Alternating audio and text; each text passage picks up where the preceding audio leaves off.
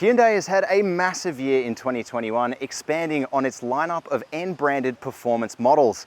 We saw the updated version of the original and critically acclaimed i30 hatch, the Kona N hot SUV, the i20N city-sized hot hatch, and finally, the last car for this year, the i30 Sedan N. Can Hyundai make lightning strike that many times in a row? Let's take a look. Now, as always, there will be a full written version of this review over on carsguide.com.au, and you can read reviews of all those other N models we mentioned as well. They've all already been released, they're already on the market. You can read the full reviews by my colleagues over there. And if you do want to skip ahead to a specific part of this review that interests you, here are the time codes. If you're watching on YouTube, they'll be in the description or the timeline below. And while you're there, why not hit like, subscribe, and that bell notification icon just to stay up to date with all of our latest content. Now, there is only one variant of the i30 Sedan N. You'll see the price for that on your screen now, and it doesn't matter whether you choose auto or manual, that stays the same. How good? That price is still below notable rivals like the outgoing Subaru WRX and Skoda Octavia RS. If you want to compare it to a hot hatch though, it's still cheaper than Volkswagen's new Golf GTI, Honda's outgoing Civic Type R, and the Renault Megane RS. We'll talk about cabin tech in a sec, but the performance enhancements, the stuff you're really paying for, includes the same punchy 2-litre engine from the i30N, the new N-specific dual-clutch automatic transmission, electronically controlled and locally tuned sport suspension, bigger brakes, Michelin Pilot Sport tyres, and something called an integrated drive axle which descends from Hyundai's WRC program, allowing the N sedan to be both firmer and lighter over the front than even its hatchback sibling. Of course, that is all tied together by the electronic limited slip diff, keeping everything under control in the corners. The creature comfort stuff you'll use every day includes dual 10.25-inch screens, one for multimedia, one for the digital dash, a synthetic leather steering wheel, synthetic leather seats with electrical adjust for the driver, front seat heating and cooling, Apple CarPlay and Android Auto connectivity, dual zone climate control, keyless entry with push start ignition, LED headlights, and rain sensing wipers. The only options include premium paints and the sunroof. Prices for those are on your screen now. Safety looks pretty good too, but there are some catches. We'll take a look at that later. Now, when the i30 Sedan replaced the Elantra, I wasn't sure if I was sold on its new angular design, but I actually think this N version is the first one that's really tied it all together for me. Let me show you. The angular design is just tied together nicely with the new front bumper accentuating the Sedan N's width, and the highlight strips drawing your eye to its resolved edges. I love the fact that the N version comes with an actual wing-type spoiler instead of simply a lip, which is not only functional but adds what seems to be a missing piece of balance to this car's design to round out the edgy rear light fittings and rising beltline. The rear might even be the N sedan's best angle with chunky real exhaust tips, angry light fittings, and again, a feeling of accentuated width from the rear bumper leading to those big alloy wheels. The Sedan N is set apart a bit from the hatchback on the design front on the inside as well. Let's take a look and consider the pros and cons of this sedan's practicality. Here in the sedan, and things are quite different from the hatch, and that's down to this driver-focused design you get in here, where the hatch is very focused on having that general ergonomic appeal and symmetry to its cabin. Here in the N sedan, it's very much a driver-focused affair. Some things to note though, these seats, you do sit a little higher than what you might expect for a very sporty car, and there are some plastic claddings in here which, look, let's not kid ourselves, this isn't a premium car, so what do you expect? But the touch points that matter, the steering wheel, excellent, same as it is in the hatch. You get a manual handbrake, who would have thought, and the transmission, it's really well placed whether you're in the manual or the automatic here. There are also dials and shortcut buttons for all the key functions in this car, making it a breeze to use while you're on the move. And this touchscreen here is also easy and within reach, and Apple CarPlay worked flawlessly for us while we were testing. Another thing to note, cabin storage is limited in some areas. This bin in the door here is quite limited in its height, making it pretty useless to put bottles in. You do get 2 bottle holders in the center console here.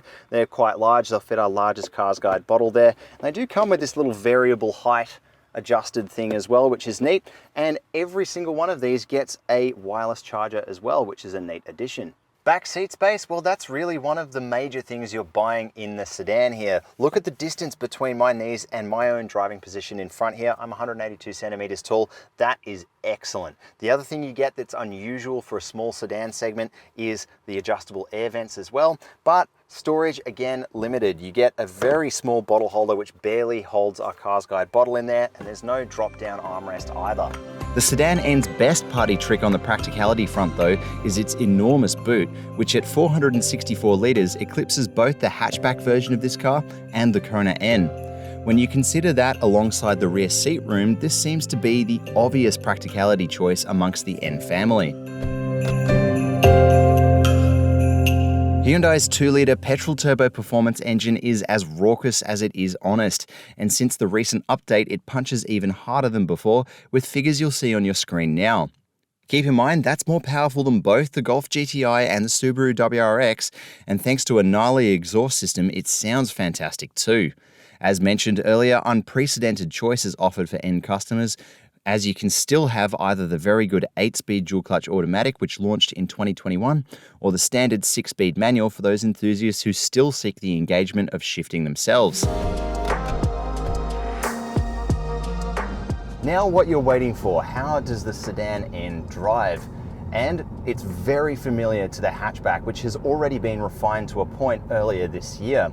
There are quite a few things in here that are familiar, but then again, quite a few things that are different. The steering tune is pretty much identical to the hatch as far as I can tell, and that's even with all the new tweaked features at the front end here, but the suspension is almost completely different. It feels just as firm, but the drive modes transform this car quite a lot as well. One of the biggest benefits of the Sedan N is the depth of its different suspension tunes using that electronic setup. Normal mode is comfortable enough and surprisingly forgiving in everyday traffic, but then dial it up to sport mode or use one of the custom N modes, and it really does have a nice bite and firmness on the track. Now this 2-litre engine, it's well renowned from the hatch. It's the same engine, just refined year on year, and it does a fantastic job. It just has plenty of power, heaps of torque. Even in manual versions of this car, you can grab the wrong gear and this engine will pull you out of it easily. And don't worry, it has lots of go on the track as well. We'll talk about that in a second. On the topic of transmissions though, the 8-speed dual clutch is still an excellent option. We've talked about how good it is in the hatchback. In the sedan version, it's just the same. It's nice and smooth, has a roll-on feature to remove a lot of that annoying glitchiness from a lot of other dual clutch transmissions, even Hyundai's own 7-speed that's used in the Tucson and the Kona, the not N versions. But here in the Sedan N, it's great to use every day because of those convenience features, but it also snaps through the gears on the track. Again, speaking to the depth of this car's ability, the creature comforts are all here for when you're using it as a daily driver as well. You've got the digital dash, the base version of the hatch doesn't get that. You've got a nice touchscreen which is driver oriented. Again, that's convenient to use, easily within reach. Dual zone air conditioning, you've got heated and cooled seats, just all these little things that are just going to make this car as good to live with every day as it is to drive on the track. Now, on the topic of the track, we have had the chance to drive the Sedan N around Sydney Motorsport Park, and that's really where you can tell the difference between the sedan and the hatch. The front end, with those little tweaks they've changed there, does make quite a big difference. It is quite stable, quite flat through the corners, and the work that limited slip diff does is pure magic. There's all the cheeky stuff as well. The ESC will let you slide around the rear end a little bit. Again, that's a different characteristic that the sedan has from the hatch. And of course, you've got the pop and crackle of the exhaust, everything that makes you feel like you're driving something as hot as this is. So which one of these cars will be for you? Well, that depends really what you're going to use it for. For me, actually, I think the sedan version might be the best daily driver just because it is adding that practicality. It does feel just as good as the others, and it's not any worse or better. It's just different and still so much fun. The Sedan N has an official combined usage figure of 8.2 litres to 100 kilometres, regardless of the chosen transmission, which is less than the hatch and sounds about right to us, although will depend on how you drive it. As we were swapping around different vehicles for this launch review, we're unable to give an as-tested number this time around, but stay tuned for follow-up tests in the future. The i30 Sedan N requires mid-shelf 95 fuel and has a 47-litre fuel tank. Safety equipment is mostly good, but as with the hatchback N, the sedan misses out on some full-fat items because it has camera-based forward-facing active safety instead of the radar-based systems available on some other Hyundai models. You still get auto emergency braking, lane keep assist with lane departure warning, blind spot monitoring with rear cross traffic alert, although the AEB is for urban speeds only and doesn't specifically detect cyclists or come with the new junction assist feature. Importantly, this means the car also misses out on adaptive cruise control for those longer trips. The Sedan N does score a few little extras though, like driver attention alert and safe exit warning, as well as the standard suite of 6 airbags. The sedan version of the i30N is yet to be rated by ANCAP, and even if it is, it's unlikely this N version will be covered by the rating, as is the case with the hatch. The i30 Sedan N is covered by Hyundai's 5-year and unlimited kilometre warranty, and yes, like all passenger cars from the Korean giant, this includes non-timed track use, including when changing the wheels and tyres within reason. You want to check the fine print first, but we think this is brilliant. There's also a lifetime service plan, which in the case of the Sedan N covers 5 years and 50,000 kilometres of distance, fixed at just $335 a year.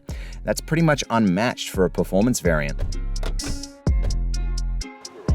So there you have it, the i30 Sedan N. To me, this is another win in a line of N-branded products that are headed in the right direction to give consumers unprecedented sporty choices across a host of segments. What do you think? Would you pick one of these, or would you pick something like Subaru's incoming new generation WRX? Tell us what you think in the comments below. And if you are watching on YouTube and you have enjoyed this video, remember to hit like, subscribe, and the bell notification icon. And if you do want to get a little bit further into the details, remember to see the full written review over on carsguide.com.au.